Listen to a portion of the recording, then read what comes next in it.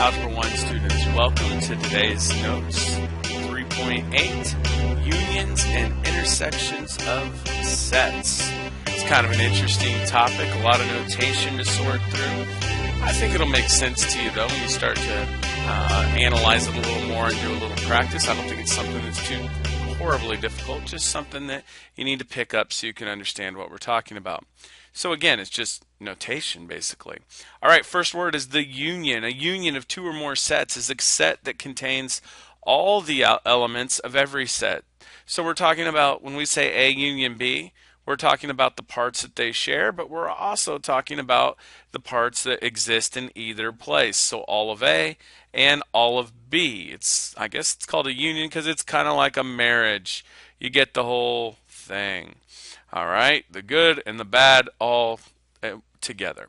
All right, so let's take a look at the next one. The intersection is a little bit different group.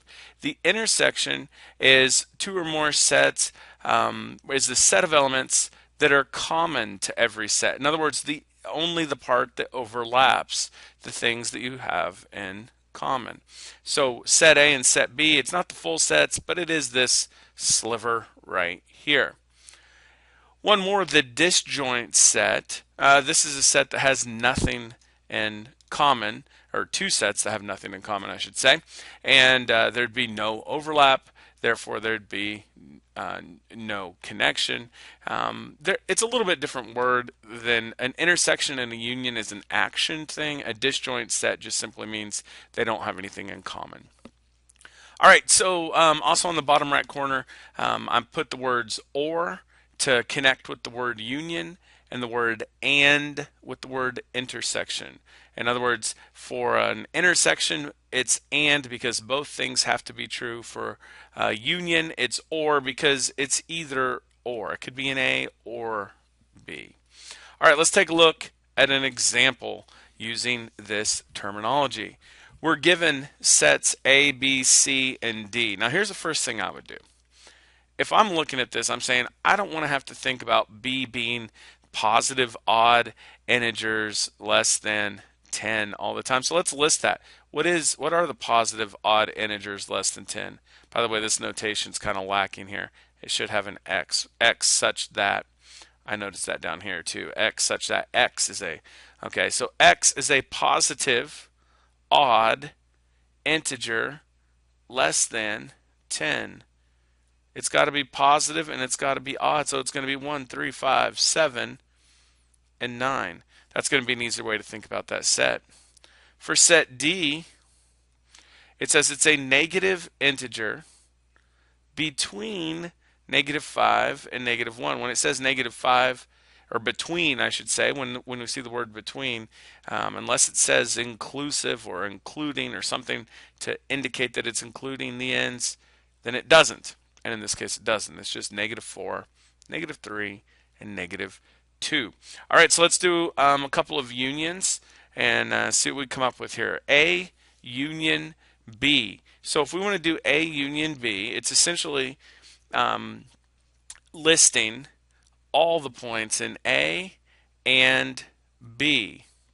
Now strangely enough, A and B happen to be identical sets. So it's not too hard to create the union. All right. This next one is complex. We've got three things going on there. D, union with C, union with B.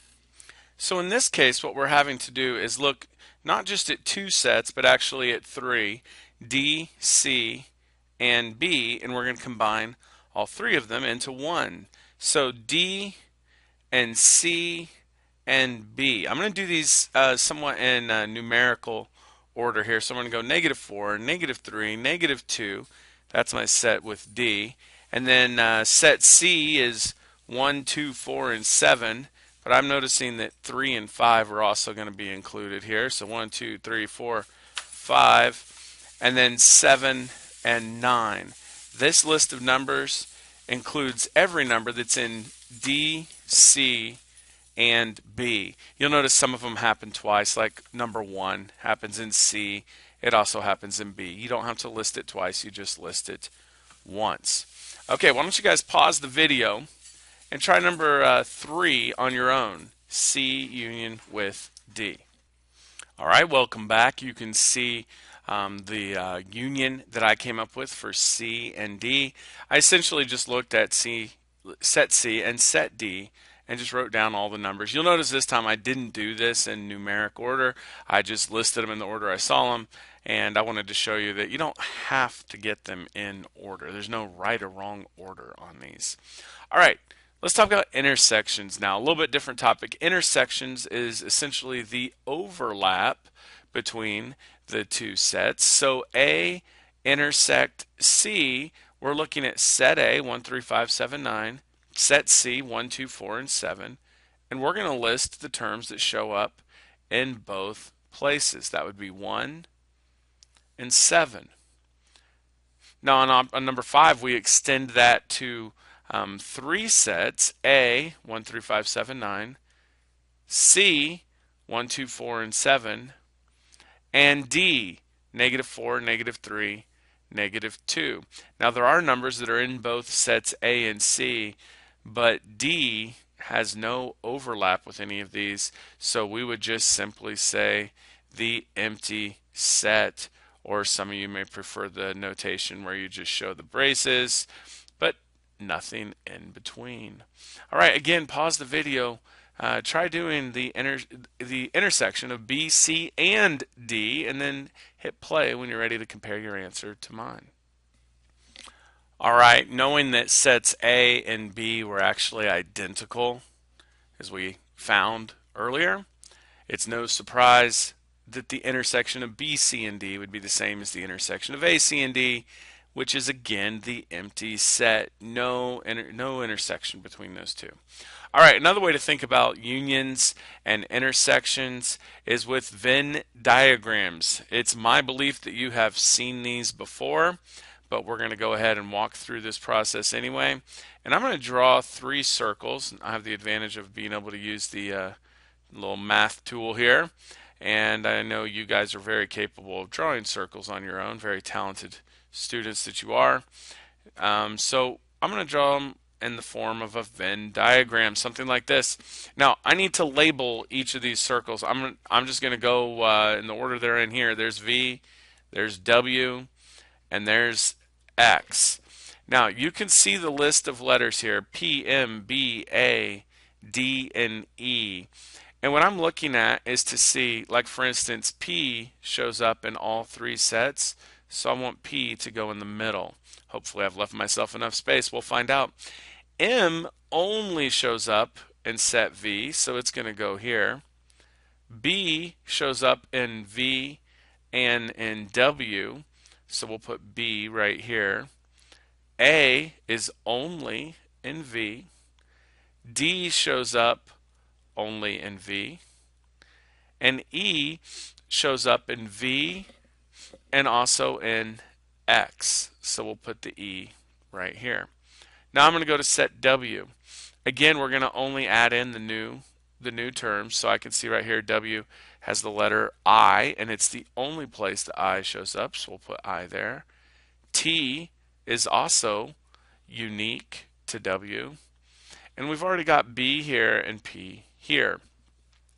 All right, so let's go on to set X, G, E, R, Z, and P. And we can see G is unique to set X, so we'll put a G there. E we've got covered. R is unique. Z is unique. And P we already had covered. All right, it's not hard work. It might be a little tedious.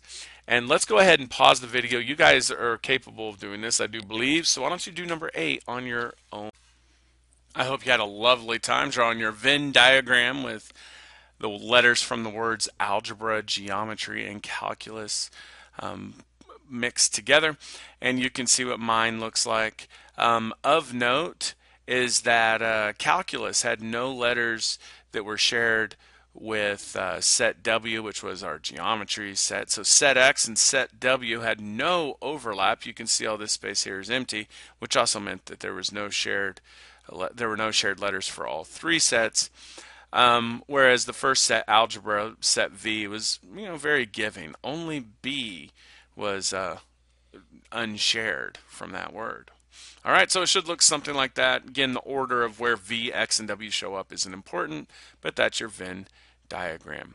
All right, our last page, we're going to do some solving of inequalities, and then we're going to go ahead and write them as either unions or intersections. Now, you've done the first part of this where we actually just solve. So I'm going to subtract 7, not from one side, not from two sides, but from 3 sides, and I can do all this in one step is the lovely thing. So negative 13 is less than n, which is less than or equal to 14. Now, in my opinion, it's actually easier to go ahead and separate this into two separate inequalities, n less than or equal to 14 and n is greater than negative 13. I kind of flipped the order of where the 14 and 13 were. You don't have to do that. It's not a big deal. But n less than 14 would be in interval notation. It would look like this: negative infinity to 14, and that's inclusive of 14. Where n greater than negative 13 would be negative 13 to infinity. Now, because this is the word and, it means it's an intersection. So we're going to put that symbol in between. Okay, the word and or the word or. As we've said, words mean things. All right, number 10, same instructions. What I'm going to do is actually flip this thing around. We really prefer to have the absolute value on the left-hand side. Some of you think I'm silly, and you can understand it just fine. That's great. More power to you. Go for it. Okay, so 5x plus 11, the absolute value of 5x plus 11 is greater than or equal to 4, and the greater is important because that tells us that we're using the word or, and then we'll have less than equal to negative 4 for our second option. All right, in both cases we'll subtract 11, so we have 5x greater than equal to negative 7, or 5x less than equal to negative 15. And as you know, we would divide both sides by 5. So x then is greater than equal to negative 7/5, or x is less than equal to negative 3. Now again, we want to write this as either a union or intersection. The word or suggests that it's going to be a union. So I'm going to go ahead and start writing this. Negative 7/5 to infinity is x greater than or equal to negative 7/5, union with x less than equal to negative 3. So that would be negative infinity comma negative 3, and negative 3 is included. I kind of had to have those two in a weird order. You think, let's start with negative infinity and work our way upward. This is actually okay. There's no reason you'd have to switch it. All right, number 11 is very similar to number 10. Do your best when you think you have a good answer. Play the video again and compare it to mine. All right, welcome back. You can see my work on number 11 now. Since this was less than, we knew it was an and statement. You can follow my work through this. I came up with d less than negative 1 and d greater than negative 7, and I've written it as an intersection right over here. Hey, I hope this lesson works well for you. I know it's a little strange, it's a little different, the notation's kind of goofy, but it's not that horribly difficult. You just have to think about what union means and what intersection means. And if you get that, I think you're going to be in pretty good shape. You guys have a spectacular day.